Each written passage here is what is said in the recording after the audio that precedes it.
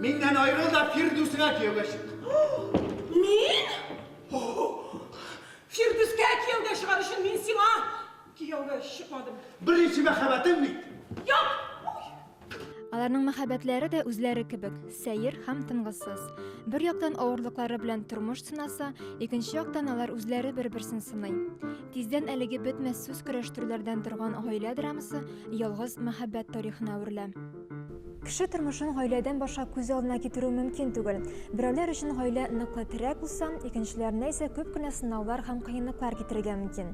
Рөстәм Мингалимның 3нче бүлмәдә эт яше дигән әсәрендә дә әнә шул мөһим тема гаилә мөнәсәбәтләре ачыла. 3 пар катнаша, төрле яшьтәге яшь парлар, ирле, егетле, кызлы, һәм инде өлкән яшьтәге бер пар, һәм без уртача яшьтәге менә мин, ирем белән Гөлия һәм Райман. Безнең пар ул гадәттән тыш, ничектер нормаларга сыйып бетмәгән пар дип әйтсәң дә була.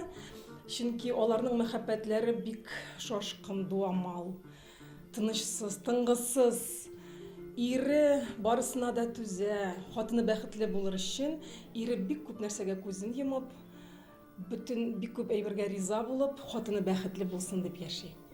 Заманның мөһим проблемасына багышланган спектакль идеяның сәнгать чәчешелеше һәм кызыклы образлар системасы белән аерылып тора. Ир белән хатын мөнәсәбәтләрен төрлечә күрсәтергә була.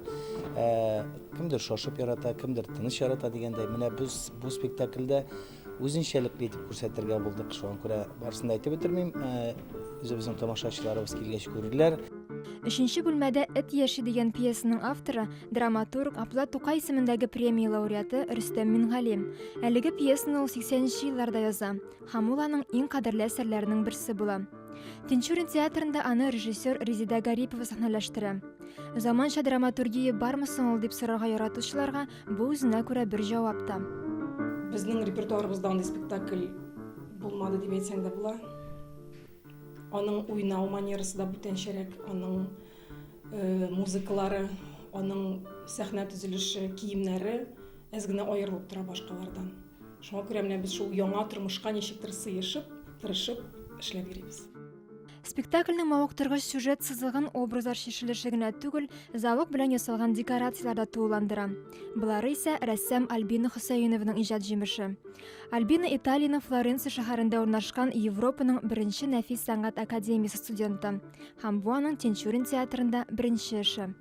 Передо мной стояла задача создания атмосферы современной квартиры, в которой живут главные герои пьесы. На сцене вы видите 2 комнаты и мансарды, уходящие в небо.